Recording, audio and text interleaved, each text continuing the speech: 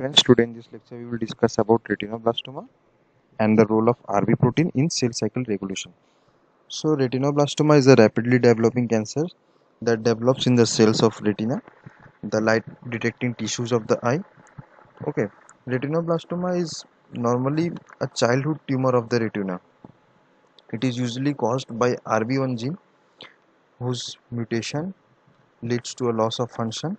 Now this RB1 gene, which is a regulator of cell growth, if mutation occur in this RB1 gene in both the allele of this RB1 gene, then retinoblastoma usually happens. There are two forms of this retinoblastoma. One is a genetic form, another is non-genetic or sporadic form. So before explaining these two form of disease, let us discuss about Knudsen hypothesis, which will helpful to explain these two phenomena. So Knudsen hypothesis proposes that the two mutation involving both the alleles of tumor suppressor gene TSG is a basic requisite for the development of tumor. So for tumor to form, both the alleles need to be mutated. If a mutation occurs in one of the allele, which leads to a heterozygous condition where one is normal allele and another is a mutant allele, then also the tumor will not form. But when these two alleles are mutated, that means two hits are required for tumor to form. So mutation in both alleles are a major criteria for tumor to form. This so in hereditary condition, a child inherits one normal allele from one parent and one defective allele or mutated allele from one parent. Okay, so when mutation occur in the normal allele, then the cell is homozygous for both the allele, for both the mutated allele, and as a result of which your tumor will develop. So for hereditary tumor, we need only one hit. Okay, one is already present, and one more hit will lead to a cell with homozygous mutated allele, and the tumor will develop.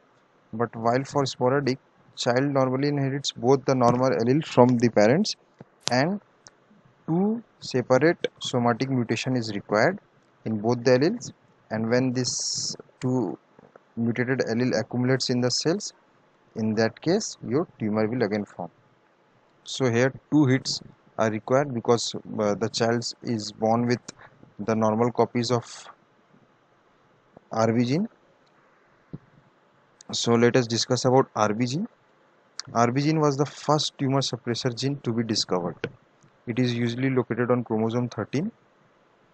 It codes for a protein RB, okay, which is a regulator of the cell division process. We will discuss this in which phase it regulates. And loss of function mutation in this RB is a tumor suppressor gene. Okay, so when the function of this RB gene is lost, then only the tumor will develop and retinoblastoma usually occurs. So we know that the cell has usually four different phases: G1, S, G2 and M.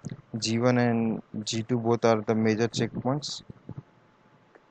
Okay, so RB gene usually acts in G1 phase of cell cycle, because we know that progression of one phase to another will only occur when the condition is favorable. So let us suppose if a DNA is damaged, in this case it is necessary to halt the cell in this G1 phase. So RB gene in this case will block the transcription of those factors which promotes the progression from G1 to S.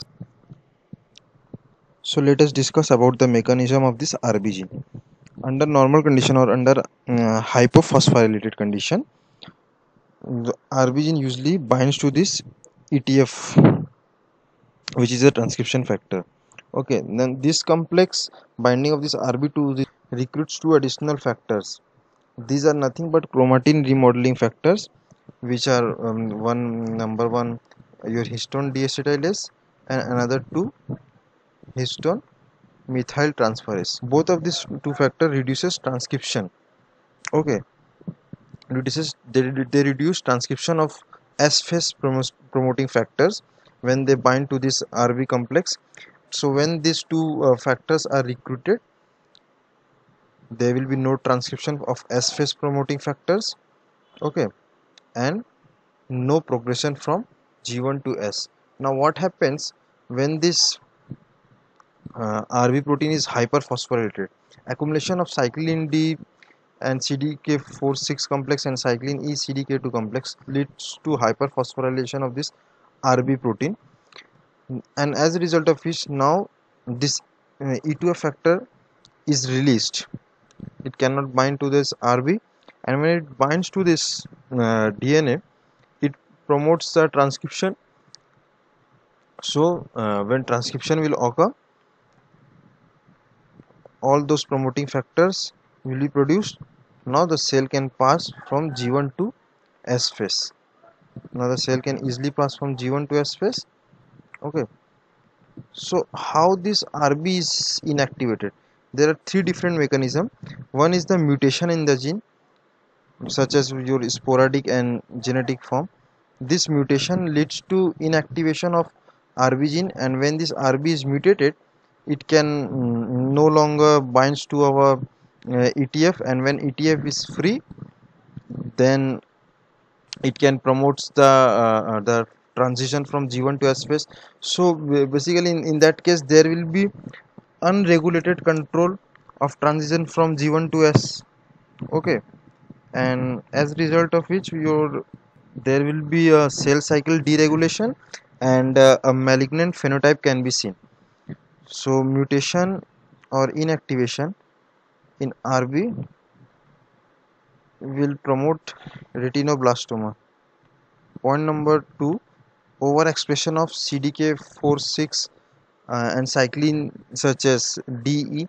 Overexpression of this cyclin D and C and cyclin E and this CDK complex will lead to more phosphorylation of RB protein. When this is more phosphorylated, E2F will be released. When there will be a transcription of those promoting factors, which will lead to transition from G1 to S phase. So again, overexpression will lead to a less regulation of this RB, and will and we will have a cell with malignant phenotypes. Okay, last one is your viral oncoprotein. Certain viral oncoprotein, in case of HPV virus, it has been seen that the viral oncoprotein which competes with E2F to bind with the RB active site. So when this viral oncoprotein binds to the RB active site, when the viral oncoprotein binds to the active site of this RB, okay, so E2F will not bind here. When this viral oncoprotein bind to this RB active site, E2F can no longer bind to this, and when it cannot bind to this, E2F will again go and bind to DNA, and it will allow the transcription of all those promoting factors which is responsible for G1 to S transition. So again there will be no control, and as a result of which your cell will develop a malignant phenotype.